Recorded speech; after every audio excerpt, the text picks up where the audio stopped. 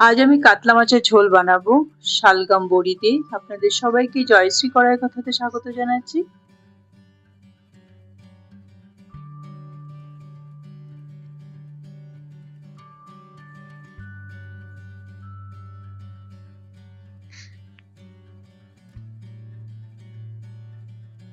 আমি এখানে 2 পিস কাতলা মাছ নিয়ে নিয়েছি বড়ি আর নিয়েছি শালগাম। শালগামটা আবার আমি কেটে নেব। শালগামটা কেটে আমি ধুয়ে রেখে দেব।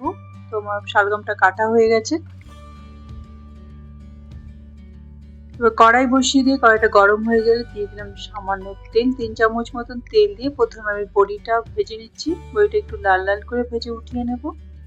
তো বড়িটা আমার ভাজা হয়ে গেছে।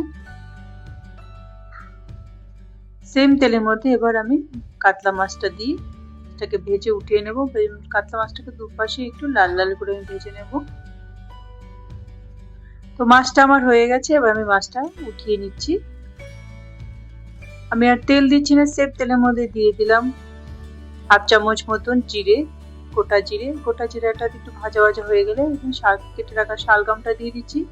এবার শালগামটার সাথে জিরেটার সাথে একটু ভেজে নেবো 1 মিনিট ভেজে নিয়ে এবার একটু ঢেকে দেবো, আরো 1 মিনিটের জন্য একটু ঢেকে দেবো।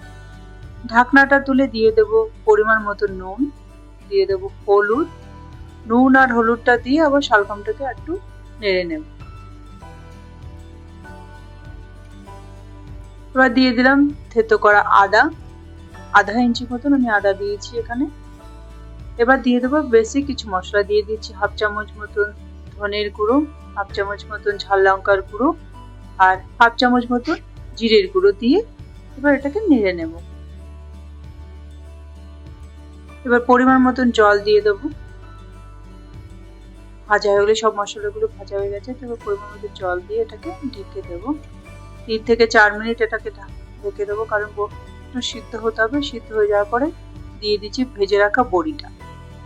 ঢেকে বড়িটা দিয়েও আবার 2 মিনিট আমি ঢেকে নেব। ঢেকে দিয়ে এবার উঠে ঢাকনাটা তুলে এবার দিয়ে দেবো ভেজে রাখা মাছ দুটো।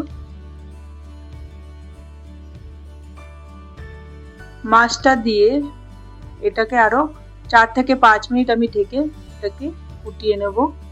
এবার আমার সব শালগামটাও সেদ্ধ হয়ে গেছে, বড়িটাও বেশ ভালো এসে গেছে। এবার আমার মাছের ঝোলটা হয়ে গেছে, দিয়ে দিলাম ধনেপাতা। আপনাদের কাছে ধনেপাতা থাকলে দেবেন, না কোনো অসুবিধা নেই। ধনেপাতা দিয়ে আমি মাছটা নামিয়ে নিচ্ছি। যদি এই ভিডিওটি আপনাদের ভালো লেগে থাকে তবে লাইক, শেয়ার ও সাবস্ক্রাইব করুন।